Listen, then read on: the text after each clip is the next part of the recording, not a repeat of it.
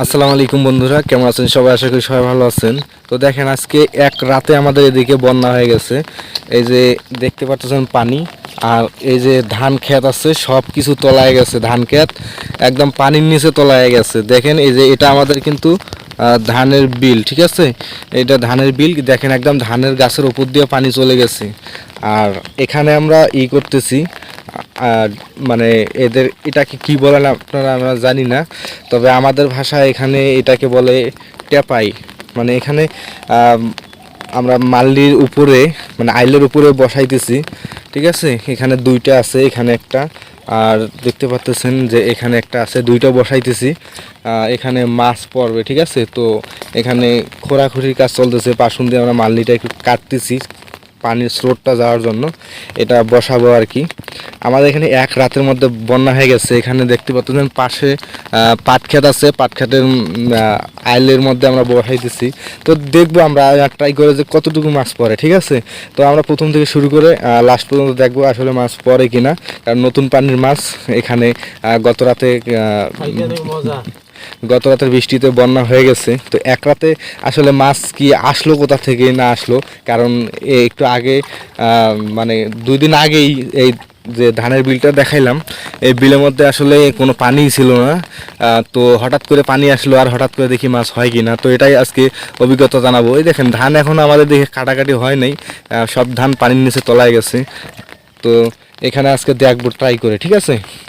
তো কাটাকাটি কাজ চলতেছে পাশুন দিয়ে, কাটাকাটির কাজ শেষ। এখন আমরা বসায় দেখব, আরও একটু মানে প্রস্তুত করে নেবে, মানে পুরা যাতে টার্কিটা বসে সেই অনুযায়ী।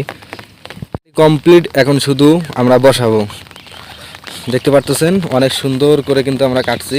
এই যে এখানে এটা বসাবো আর কি। যে এখানে দেখতে পারতেছেন পাশুন দিয়ে অনেক সুন্দর করে কাটছি। এখানে আমরা বসায় দেব লম্বা করে। তো নিচের ফুটা দুটো আমরা নিচের দিকে দিলাম, কারণ ওই নিচের ফুটা দুটার দিকে আসলে মাছ ঢুকবে। তো সুন্দর করে সাইজ করে কাটে নেওয়ার পরে এখন আমরা বসাই দিছি। দেখ বসা দেওয়ার পরে দেখতেছি নিচ দিয়ে কোনো মানে লিকটিক আছে নাকি, গোঙাল টোঙাল আছে নাকি, যেন মাছ না পালাইতে পারে। হ্যাঁ হ্যাঁ, না পালাইতে পারে দুইটা দিয়ে, সেই কারণে আর কি নিচ দিক দিয়ে আমরা দেখতেছি, এবং ভালোভাবে মাটির 2 সাইডে দিয়ে আমরা বন্ধ করে দেবো, যাতে মাছ 2 সাইডের এক সাইড দিয়ে মানে না যায়। তো এটা হচ্ছে পাট ক্ষেত, পাট ক্ষেতের আলের মধ্যে দেখতে পাচ্ছেন পাট ক্ষেতের মানে বন্যাতে ভাইসা গেছে। এক রাইতে যে বান হবে ভাই কোনো ছিল না, মানে বিশ্বাস ছিল না। এক রাইতে, গত রাইতে যে বান মানে বৃষ্টি আর যে আকাশ মেঘলা ডাকাডাকি, তো এক রাইতে বন্যা হয়ে গেছে। তো বসা কমপ্লিট, দেখতে পাচ্ছেন বসা একদম কমপ্লিট। তো আর একটা আছে, এটাও বসাবো আমরা। তো এটাকে বসার জন্য একটু জায়গা নির্ধারণ করতে হবে। একটু উপরটা ঢেকে দেওয়া হলো মাটি দিয়ে, দেখতে পাচ্ছেন। আর ওই মুখটাতে একটু দিতে হইব, মানে ডিপলা দিতে হবে, যাতে মাছ ঢুকায় না বাড়ায় যায়। তো প্রায় 3-4 ঘন্টা পর আমরা দেখতে আসলাম যে আসলে মাছ পড়ছে কিনা। দেখা যাক পড়ছে কিনা। এখন উঠাইতেছি আমরা, দেখতে পারতেছেন আসলে পড়ছে কিনা।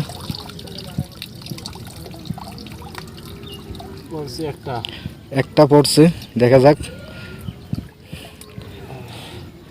একটা কি জানি মাছ পড়ছে,